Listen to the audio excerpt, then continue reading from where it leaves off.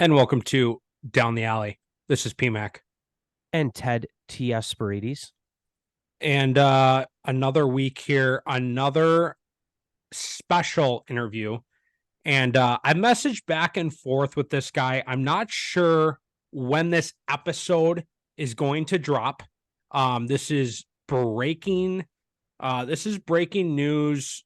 As of right now, as of November, I just had the Instagram up. I lost it. So as of mid early November, breaking news out of Rochester Mayo, really unique opportunity for Coach Gibson. We're gonna let him talk about it, but I'm not seeing the film. Oh, he is on. I'd like to welcome current but now becoming former head coach of the Rochester Mayo boys lacrosse program, Adam Gibson. Welcome to Down the Alley. How we doing? Nice to be back. Yeah, welcome back. Lucky you. We don't have too many people that have come on two times. Oh, nice. Well, I thank you. Thank you. I appreciate that. It's a short list. And with the news, that we're going to be breaking here, I think it's well deserved. From my point of view, I was ripping through, Instagram on a random morning, and obviously the Rochester Mayo boys lacrosse post comes up, and I'm like, whoa, this is kind of interesting. This is kind of weird, a little left field. And then I'm like, wait, Rochester, I know this guy. Like, what's going on? So I'm gonna let you kind of break the news. What's going on? What's the big move? What's happening? Where do you what's your move here? Yeah. So everything kind of started on Reddit. There's a lacrosse subreddit, and there was this program, and I actually want to kind of plug this too because it's kind of a cool thing called Team Gleas, GLEAS. It's an opportunity for Americans who graduated college, maybe used up all of their NCAA eligibility in many sports, lacrosse being one of them. And you can sort of become an exchange student and get a master's degree in England and also play for their lacrosse teams. So that was sort of where all the conversation started, was on this Reddit thread. And then another person commented like, hey, Germany likes to, try to hire coaches for a lot of their club teams. They've had a lot of Americans do it over the past. So I just started messaging with that guy. I was like, hey, can you give me a little bit more information on this? Would, love to do this. And connected me with a website for the Deutsche Lacrosse League. Deutsch is German for German or Germany. And so just kind of going through all the different pages. I'm a big foosball or soccer fan. Dortmund being one of my favorite clubs. They got a lot of Americans that have played there over the years, and the Dortmund lacrosse club was trying to hire a coach. So I figured, what the heck, I'll just send him a note. Took German in high school, just, single, no kids. Just wanted to kind of, change things up a little bit and experience another, culture, continent, and all of that.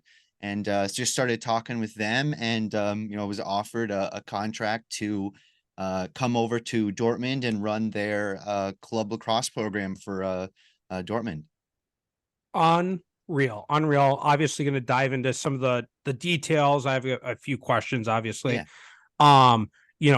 In terms of culture, German, sounds like you took a German, class. Do you have like a German descent? What any connections other than, Yeah. maybe your class that you took? Yeah, absolutely. My great grandfather on my mom's side was born in Germany, immigrated to America, met my great grandmother in Minnesota. So he's from the Hanover area, kind of up near Hamburg. He's from a small little hamlet. But yeah, so that whole side of my family, actually, even my mom's dad was from, his family goes back to Germany and all this stuff.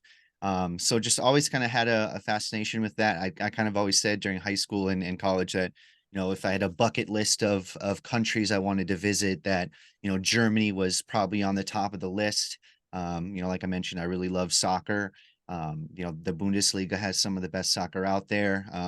Yeah, so just kind of things lined up, and I'm taking some online German classes now to kind of brush up and do things. Got Babbel on my phone. to kind of get everything rolling. But, luckily all of the players speak English. So that portion of things won't be difficult. But yeah, to work or live there and everything, I'll have to pass, like a German competency test for the language and different things like that. But yeah, so that's kind of where that came from and why I'm maybe kind of trying to pursue this. Yeah, definitely want to dive into, the league and different things that you're going to be coaching in. But one thing I noticed, it looks like maybe you're going to be coaching men's and women's, Mhm. maybe some different ages. What are some of the specifics in that regard? Yeah, absolutely. Great question. So, sports in Germany, for sure in Germany and Europe are a bit different than in America. There isn't sort of like an independent, Rochester Youth Lacrosse or a Rochester Youth Hockey, or a Dortmund Youth Hockey. They play, other cities and stuff. In that regard, what they do is sort of like an athletic club, maybe similar to like a big LA Fitness or Lifetime Fitness, or down in Rochester we have this place called the Rochester Athletic Club. Giant facility, tons of sports, tennis, basketball, all that stuff. In Europe, specifically, I know for sure Germany, but I think most of Europe, sports are played through these clubs. You don't have a high school team. Usually you don't have a college team, and all of that sort of stuff. So these opportunities are played through these clubs. So the club I will be working for is TSC Eintracht. They've been around since like 1860 something. So super long, organization. They do everything from fencing, lacrosse, field hockey, ice hockey, basketball. I was seeing, they put on dance organizations and classes and gymnastics, and all these different things are all sort of put on through this club. So it's a pretty big organization. And so that is sort of how the organizational part of it works. So you'll play other clubs in the area. So there's a club from Frankfurt, there'll be a club from Cologne or Cologne, different places in the area. And then the main sort of, I think, from what I've seen and read, exercise that a lot of people in Germany specifically do is sort of these organized sort of group or team sports or activities, even post high school, post university, all of that stuff. So this is a big thing over there. It's going to be adults, there's kids, different teams, different levels, different genders, all of that stuff. So rules are a lot different. So I've kind of had to learn on the fly. I've been watching film that they've been sending me, breaking down notes, sending them tips, things that I see on both the boys and girls side. So yeah. One thing, and you're starting to get, dive into it maybe. What is the history of lacrosse in Germany? Is it big? Is it new? Has it been there forever? Yeah. What is the state of the game in Germany? Yeah, I'd say they're maybe 10 to 20 years behind Minnesota. So in the, I think, late 80s, early 90s, box lacrosse became really big in the Czech Republic, specifically in Prague. They have probably the best box lacrosse team outside of the continental US, being Canada probably number one, the Haudenosaunee number two, America number three. The Czech Republic plays a lot of box lacrosse. And so that has sort of spread throughout the rest of Europe. And specifically the club in Dortmund, I believe 2014 or 13 was the first year that they had field lacrosse, and they joined the Bundesliga. So just like the soccer league there in Germany, it's also called the Bundesliga. And they have 4 regions. And in that we'll be in the Bundesliga West. I think we have 7 or 8 teams in that. And the really cool thing there that they also do is soccer or foosball. There's relegation. So we're in the A division on both the men's and women's teams. And the highest league level. If we are the bottom table at the end of the season, we get relegated down into the second Bundesliga league. So a lot of kind of differences there, a little bit of pressure per se. They've never been relegated from what I've seen, looking at everything. But yeah, lacrosse in Germany, I think, late 90s it started to pick up. Early 2000s, it was really big in some of the bigger cities, your Berlins, and different things like that. I think box early on was sort of the biggest thing, but then you kind of seen in America too, the last 20 years, field kind of, taking over, getting more and more prevalent as you see, the Team USA is going, back to, however long ago, when Rabel started, or, the Gates were playing internationally for Canada, that was sort of when lacrosse got picked up internationally. And that's sort of the same track, I guess, that they've done over there. It just has been a little bit slower. But yeah, I mean, late 80s, early 90s, lacrosse was in Europe. This particular club I'm with, late 2010s, mid 2010s. I think that's kind of on par with most of Germany. I think, again, I think the further east you go, closer to the Czech republics of the world and that area, I think they've played lacrosse longer. Just not as familiar with that per se. No, yeah, no, super, This, super interesting. Oh, go ahead, Ted. Sorry. so is this club that obviously you said you're going to coach a lot of different ages, Yeah. but this specific club that's going to travel and play in this league with the relegation and promotion, all that? Is this like a like college aged men program, or like what's that group, that maybe that main team? Yeah, it could be some college kids. For the most part, the men's and women's teams are going to be post collegiate. So I like one of our players that I know plays for the German national team on the men's side, Timo Sander. Me and him have been talking a lot. He came to San Diego this last summer, represented Germany in the World Championships. Unfortunately, broke his wrist, didn't get to play. But the men's and women's side will be mostly post collegiate, maybe a couple collegiate age. And then they have a 16 and under boys and girls. And then at the men's and women's level, we have both an A and a B. The A team is just made up of Dortmund folks. The B team is like Dortmund and a couple of the other smaller cities around it. Kind of, it's really a newer team, the B team. So there's a lot of new players, first time players. So it's a good way for them to kind of get the experience, get the game time in. You almost kind of look at it like a JV varsity, right? That would kind of be sort of my comparison here, or different things like that. So yeah, that's going to be kind of the age for that. And then, like I said, the youth is 16 and under. So interesting there, right? You could have a 10-year-old guarding a 15-year-old. I mean, in theory. So that's kind of a little bit different there. There's just not quite the numbers in this particular club at the youth level. I know a little bit further south of Dortmund, Frankfurt, I think they have close to like 200 people in their boys, girls, and men's and women's program. So we're a little bit smaller than them at this point, but those bigger cities tend to get the more Americans and more coaches in there first, and then they kind of make their way into Dortmund or the other places. Maybe you were starting to answer this, Mhm. and I'm also interested on the imports situation because you're saying, maybe other clubs get more Americans. Is maybe your club or clubs in general, are they getting players from the nearby, like a certain area, or a couple of different cities or region, or what is the recruiting piece going to look like for your club? Yeah, so I mean, for the most part, it's going to be in this league. I think very few like Americans, but more so like Americans coaching or people that played lacrosse maybe in America or England, coaching and things like that. They do a lot of the same things that we do in America to recruit in the sense of like youth lacrosse. Putting on free clinics, having stick programs where kids can come in and try it out and do all these things. So there's a recruitment, more internal. I think for the most part in the league that I'm in and what I'm aware of, there are less imports. There's and I've alluded to this or mentioned to it earlier, there's the Czech Republic has probably the biggest lacrosse league outside of America, the NBLL.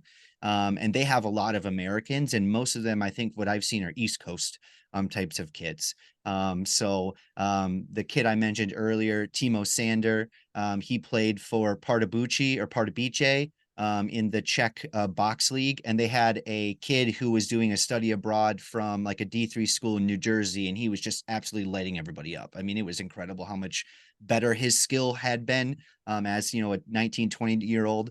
But for the most part, it's going to be citizens of the area. I mean, I think you can sprinkle in a few Americans, but there's a lot of rules just in Germany in general, including in this lacrosse realm and space. So there are rules on where you live, who you can play for, who you're eligible to be a part of, and different things like that. So I think that has a big part of it as well. Sounds like the MSHSL runs it.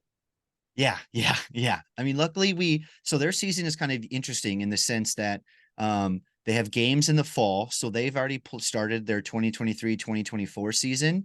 They'll play, I think, 4 or 5 games in the fall. They kind of take a break around what would be like our Thanksgiving. They don't celebrate Thanksgiving. And then after the new year, they kind of kick things off. A lot of that I think has to do too with like weather and snow. Like all these fields are outside. There is some snow there. It is going to get cold, not as bad as it is, here in Minnesota. But and then in late February, early March, the second half of the season kicks off. If your team qualifies for the playoffs, you make the playoffs, and that's usually held at a neutral site in one of the clubs in Germany. And that usually season ends like late June.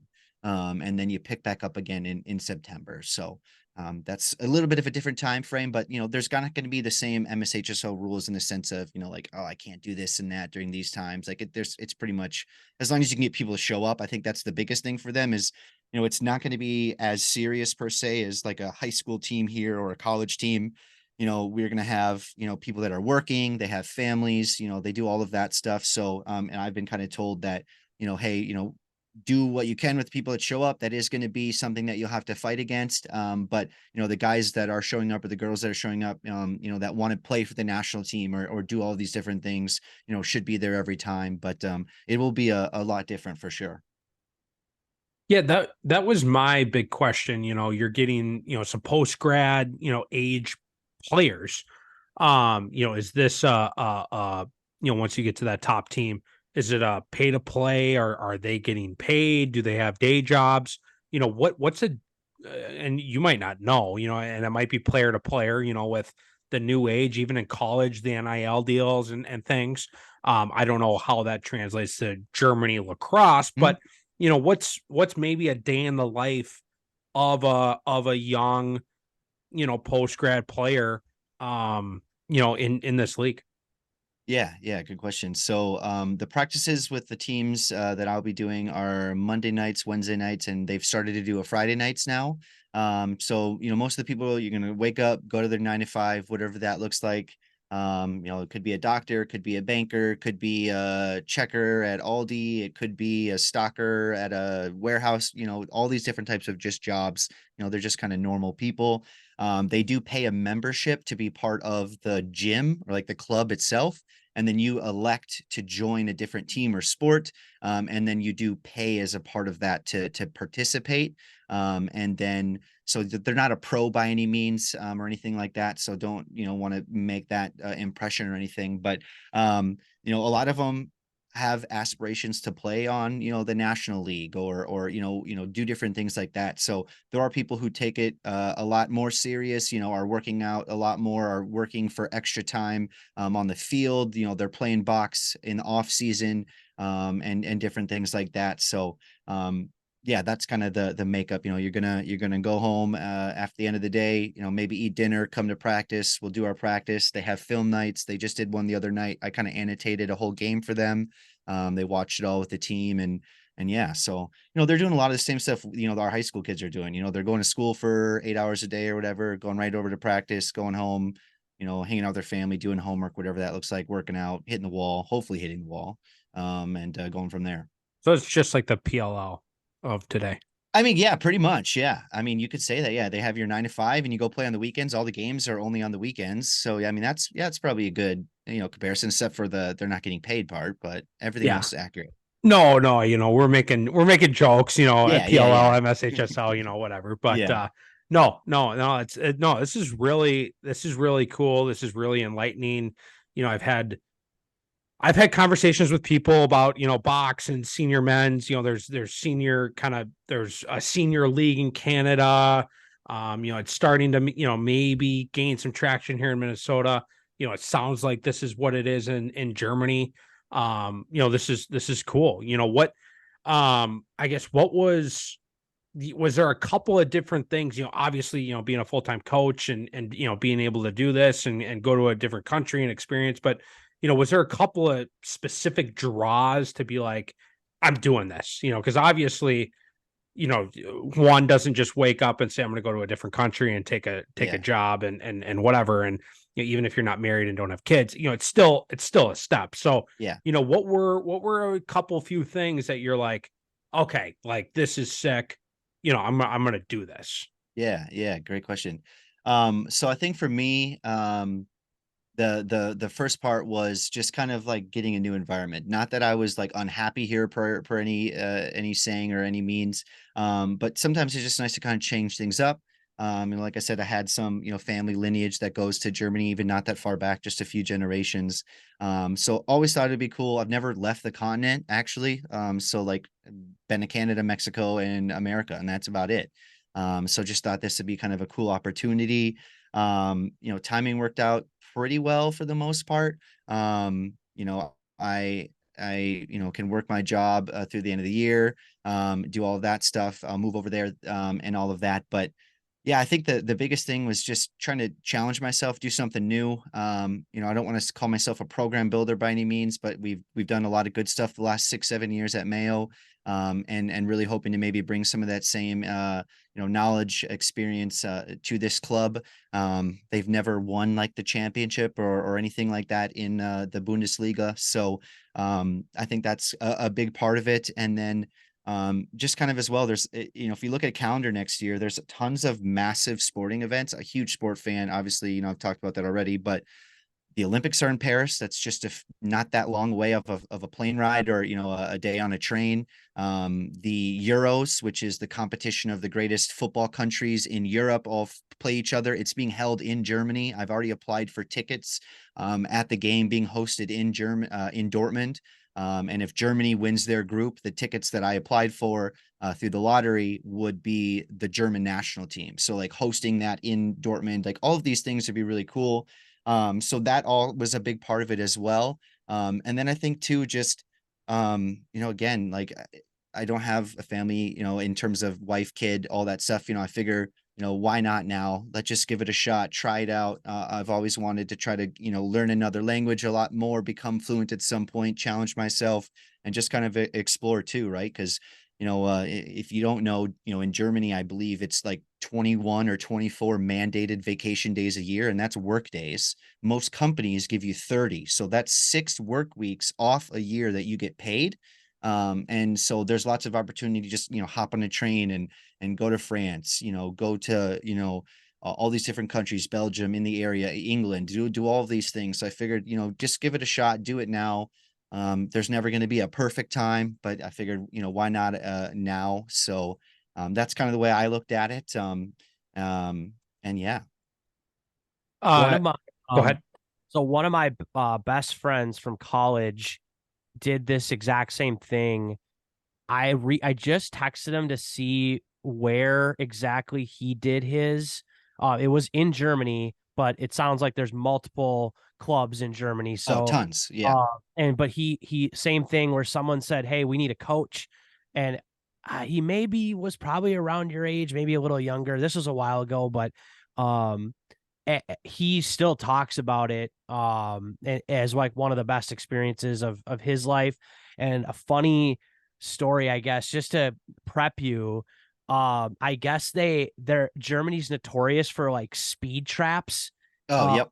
Like they set them up to try to get, like, if you're speeding, they don't have speed limits and all that kind of stuff on the freeways, but they're called they call them blitzers, or and so he always used to say Achtung Blitzer, which means like, watch out, there's a speed trap up there. Like he didn't know what they were saying to him, so he's just driving and he's getting pulled over and getting these tickets, and it took him a while to, like, they didn't, he didn't, like, he knew the language, but not like, again, you're trying to, there's probably like a lot of slang, and this, I guess, is like a slang term, but no, he still talks about it, said it was a great experience. And like you said, it was kind of like mixed skill levels, mixed ages, but it kind of felt more like that true purist of like the love of the game kind of thing. You're trying to build something. Yeah, you can win a championship, but it's like, some of the, I don't know, the downsides of high pressure, trying to win all the time lacrosse. Like, this is more of like the beautiful game, right?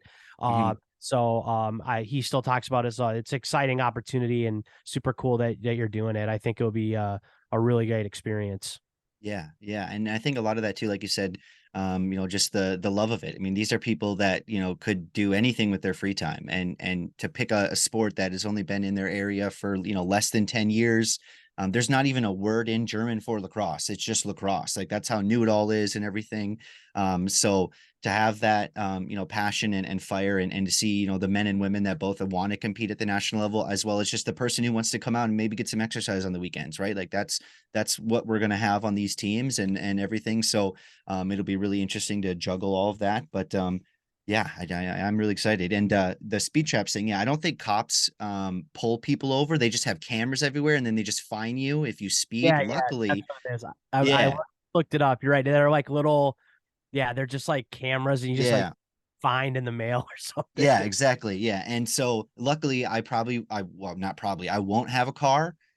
So I'll just use public transportation. It's infinitely better there. That's another big thing. I'm going to save, on a car payment, insurance for my car, gas, maintenance. And I can pay 49 euro a month to ride unlimited trains and buses within my city and get pretty much anywhere I need to within a few, 10, 15 minutes at most. And then Dortmund is like the sixth or seventh biggest city in Germany. Like there's 650 something thousand in just the city itself, and then kind of like your Minneapolis, St. Paul, there's millions in the area surrounding it. So there's a lot of cool stuff, lots to do, and that's the other thing. Like as a 30-year-old single male in Rochester, Minnesota, you'd think that there are nurses everywhere, there's doctors everywhere. They're already wifed up or husband up. They live in the cities and they rent a Airbnb for 3 days to come work their 3 12s in a row, and then they go back to the cities. Or if you're not in the Mayo bubble, the Mayo Clinic, not the Mayo High School, if you're not in the Mayo Clinic bubble, it's hard to meet those types of people. So there's literally no nightlife here. Like we were talking to some of our coworkers, like, what am I going to do like on a date if I meet somebody in Rochester? I'm like, the options like go to a movie or eat dinner somewhere. Like that's it. So those are all things that kind of went into it. And, this is something that I started talking to them in early August. So like, this is like a long process. I've thought about it a lot, pondered it a lot. There were, lots of hard decisions, and, watching the Mayo film from this spring, was tough to be like, hey, I'm not going to be part of this for the next year. But, I'll still be doing stuff. I'll break down their film. I'm not bound by the MSHSL rules anymore, so I can do whatever I want. So that'd be good. So yeah. You've alluded to it kind of in your two, last uh not rants, but lack of a better term, rants. You've alluded to the Mayo, and you've been there. I don't even know how long, but I know from your post and from everything, right? Mayo is what you bleed. Looking at last season, I know we talked to you. We had an episode. If you want to, hear his whole history, go back and listen to his last interview. But just looking at last season specifically, what a season here. Unbelievable record. In the games you lost, super competitive. You lost to Ted twice. That's a tough look. But speak on last season, and what, and you did say, like, how hard is it going to be to walk away from the program that you truly do bleed. Yeah, yeah. Was on the first team we ever had. Technically, I'm the longest coach we've ever had for the program that's existed since 2009. So yeah, I mean the group that just graduated was really special. I coached them since they were eighth graders. As ninth graders, they go through the COVID pandemic, missed their entire season. We were slated, in my opinion, in 2020 to be even better than we were last year. We had a bunch of kids that were seniors that lost out on all of that. These kids are going to be ninth graders, get some varsity time. It was going to be really great. And then we just kind of had a slump for a while, and going into their senior year, they really wanted to change things. I mean, we won 3 games back-to-back seasons. And they just said after our section loss at Lakeville North in 2022, they're like, we don't want to do that again. We don't want to go out there and lose by 15 or whatever it was in that game, win 3 games and be like, oh, that's it. See you, Mayo. So, they all hit the weight room, they hit the wall. We played Winter League. We did all of the things. They showed up to all the stuff that we asked them to show up to. And there was, I think, 14, 15 seniors last year. 15 if you count the foreign exchange student. And they just all bought in, and they brought everybody up with them, and made everybody better. I mean, like you said, good season last year. We went 11-2 in the regular season, most wins Mayo's ever had in a regular season. The two teams that we lost to, both I believe lost in their section finals, Farmington and Wyzetta. Both great teams. I think if you looked at the signing day post today, Wyzetta's goalie, I'm pretty sure, went D1. They have a pole that went D1, a goalie that went D2, and another pole that went D3. And they locked us down. He had a 90% save percentage of that game. It was crazy, but yeah, that group is special. I'm going to grab something quick because it's right next to me, but these are all the guys. They all got a nice picture. Oh, it's going to be fuzzy, of course. It's a little fuzzy if you're watching on YouTube. If you're not watching on YouTube, flip over to the YouTube, boom, subscribe, follow, and like. This is a great pick. Those are all my senior boys. Battled with them for 5 years with the program, and they did a lot of things that we had never done before. I think we had 4 kids score 50 points, which is a program record. We had 2 guys score over 100 points in their career, which I don't think had ever happened. Our Fogo was robbed of all state. I will be honest there. Goes 75% on the year, has almost 200 ground balls, 45 or 50 points. He's not a Fogo, Tor Pappenfuss. He was a win the faceoff, go down, score the goal on you, come back to the faceoff, win it again, and go score again.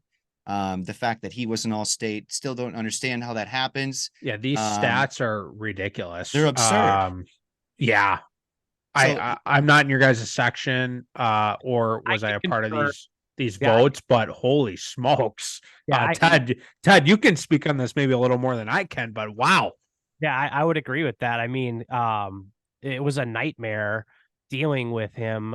He's a freak athlete too. That too. It's like like brick shit house. And I say that with, that is a term of endearment. It's just, just a guy that was hard to play against. And, no, I mean, Mayo was a different story last year. Obviously we won the game, but I mean, it wasn't, we knew it was going to be, 48 minutes and a couple bounces, here and there. It could have been a different story. So, definitely, really impressed with what you did there with the resources that you had, and really being able to get that group of kids bought in to say, hey, like, this is our last year, like, we're going to be different this year. And you did that. And, luckily through Titan, I was able to get to know a few of them a little bit, and they're great kids, hardworking kids. And they're going to go on to do great things. And I think, like, this is like, you got to, like PMAC talked about what went into the decision for you to do the Germany thing. I looking outside, and I don't want to speak for you, but I feel like you were able to hang your hat on the things that you wanted to do with that group. Sure, you could have said, we want to win the section, we want to win state, some of the bigger goals, but the reality is only one team gets to do that. But like, you can be really proud of what you did with that group of guys that you stuck with the whole way. This is honestly the perfect time to go to Germany, and do something new. And then you can always come back if you want and continue with the next group. So, like, I definitely, as someone who competed against Mayo, for 2 years now, this past season, completely different team, tons of respect for your program. And we knew that it was going to be an absolute, task to just get through that game and those games that we played. Yeah, and we got another Fogo that's going to win every faceoff again this year. Nolan Schneider, he's at 2025. Went apples to apples with Quinn at the Unreal Showcase, made the All-Star team, and not the brick shit house that Tor is, but he can run all day, and we'll win every faceoff again. So that'll be great. Yeah. I don't know about great, but great for us. Yeah, great for you guys. You got Will though. Will's great too. Yeah, he's only a 9th grader. Yeah, he is. Yeah, no, I think we have someone that we'll be able to match up, and it's but yeah, no, I mean Nolan also plays Titan too. Yeah. So I get to, see him, and it's just like, all right, like you're like, yeah, I'm happy that you're on our team in the summer. But I don't really want to go against you in the spring. But that's the beauty of it. That's the beauty of club and high school and being blended into balls. So Yeah. it's all good. Yeah. Yeah, and if I can shout out maybe one more player from Mayo would be we got a 2027, so freshman, started for me for 2 years on varsity as an attackman, has already amassed 37 points going into his ninth grade season. Max Erickson, that kid is. I thought Reese Ackerman was the best player that Mayo would ever have, who just graduated. I think Max can surpass that. He's just hit a growth spurt this last year, just absolutely filthy mitts, picks every corner, not afraid of anything. Starting running back on the ninth grade football team, starting wrestler on the varsity team. I mean, just that is another kid. When September 1st of 2026 comes, people need to know him because he is going to be a menace. And my contract in Germany is only 2 years, so he'll be a junior when I have my contract run out. This kid as an eighth grader put up 26 goals. Yeah. Yeah. And it's not just like, little quick stick dinks on the crease or anything. I mean, he's picking corners and doing it, 80 miles an hour already. Dang. And he's not scared of anybody. And he's doing it in tight games. Like it's not just against, teams he blew out. These are he's putting up multiple goals against, 1-goal games. So Max Erickson, 2027, you have my attention. Yeah. I'm gonna write that one down. Yeah, absolutely. Yeah. But yeah, I mean, like Ted said, I definitely wanted to see this 2023 class graduate. That was without a doubt. There was no way I was going to do anything differently before then. Even, during the COVID pandemic, it was tough to be a lacrosse coach or do anything athletically as a coach in any sport. I mean, that was a rough year and a half. You come back in 2021, you have to wear, masks at practice while you're outside and like all these weird things. I'm creating bus seating charts, contact tracing. I mean, there were times where it was like, I do not want to do any of this. Like, let's just have everybody drive on their own, or like, that just me not do this. But I was like, no, I need to see these guys out. And, so I do agree that, it was decent timing in that regard that I got to see that group through and they all played and stayed and did a lot for us. So, yeah. Had any finals for Adam? No, I'm excited for you. I'm happy for you. I'm gonna miss obviously coaching with you at Titan and seeing you in the spring. But it's a couple years and then we'll see what happens. And maybe you'll come back, maybe you won't. You never know. But we'll definitely make sure to let us know how it's going over there. We definitely want to follow and promote what you're doing and I'll definitely be watching from afar and we're cheering for you for sure. Yeah. I plan on doing some vlogging. There's a couple other big sporting events, lacrosse related, that are coming up here in Europe. If you've never heard of it, and I'm probably going to butcher this name, but it's a Czech name, so I shouldn't know it. But it's like Alice Hrabeski or Rabeski tournament. It's in Raditon. Just Google that if you want to. It's ALES and then HREBESKY. But it's this memorial lacrosse tournament that they put on every year in Raditon, Czech Republic, or Czechia, it might be called nowadays. It's the biggest lacrosse tournament outside of America. And teams come from all over the world. They play in this 3 or 4 day event. There's lots of beer drinking, lots of food everybody makes. The city of Raditon built a state-of-the-art box facility in the middle of this picturesque, like Eastern European town. And it is just absolutely amazing. If you ever get a chance, look at it on YouTube. It's something I want to go to. It starts in March this year. There's American teams are in it. The Haudenosaunee played in it last year for the first time ever. I believe if you know Nick Midbow, he's the big box guy in the area, was a Farmington grad, I believe. I played against him in high school. He got to play in the tournament a few years ago. And I just remember everybody talks about how it's such an awesome, amazing deal. So hoping to, capture as much footage as I can in Germany and at that tournament and all these different things, get stuff up, maybe we do a third podcast, maybe, who knows when that time comes. But I'm yeah, looking at pictures of this box rink here. yeah, Pretty sweet, actually. I Yeah. remember when Nick went over, I remember seeing the pictures. It was ridiculous. I was like, we Yeah. need to build something like this here. yeah. But Yeah, the city just fronted it all. They were just like, hey, let's do this. They're playing it, let's do it. And now it's, there's the biggest tournament in lacrosse outside of America. And I mean, they have an opening ceremony, they march all the teams out there. It's a whole party for 3 or 4 days. It's awesome. unreal. Well, let's stay in touch. Also, hey, my final question is, when Yeah. do I get to release this episode? Because we were chatting and you're like, yeah, my employer doesn't know yet. So when do I get to release the Yeah. episode? So my plan is to put in my 2 weeks on December 18th. So I would Okay. say after that date, I get a bonus if I stay till the end of the year. So Yeah. I gotta You gotta milk stretch it. out. Yeah, I gotta put in my 2 weeks. My last day will be January 1st. We're closed, so I don't even have to do anything, but then I'll get the bonus. Help me when I get over there and all that stuff. So I'd say December 18th at the earliest, please. Otherwise, I mean, who knows who finds it, but that would be an awkward encounter. if it No, doesn't yeah. happen. Happy New Year to our listeners. Yeah, Happy New Year. Yeah. Awesome. All right. Well, Coach, thanks for coming down the alley for a second time. Obviously, we want you to stay in touch. We'd love to have you on a third time. When you're deep into this new experience and you can share more with DTA Nation. Yeah, and maybe just a quick message to my German team, because I'm probably going to send this to them. Just stick with me here. It's going to be a little rough German, but mein Deutsch ist nicht so gut, aber ich lerne.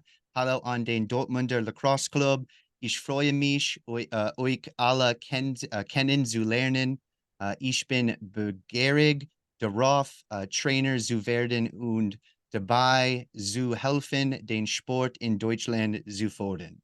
So my German is not that good, but I'm learning. Hello to my Dortmund Lacrosse Club. I'm looking forward to meeting you all, either become a coach and help promote the sport in Germany. I got to get better at that. Yeah, it sounded good to me. Yeah. I don't know, but no, awesome. Congrats on this opportunity and good luck. And we can't wait to hear more as obviously you experience this. Yeah, absolutely. Thanks for having me, guys. Take care. Thanks. And thank you to Coach Adam for coming down the alley. Congrats on this new opportunity. And, we can't wait to touch base again soon and hear more about, how it goes. I think I know who you're talking about. Do I know who you're talking about? Who went over and experienced something like this? Yeah, it was Kevin Whitus. Oh, Whitus did this? Mm-hmm. Oh, I didn't know. I was thinking somebody else. I didn't know that Whitus did something like this before. And maybe other Duluth people have done it. I was thinking of Offerman. I think he went to Italy.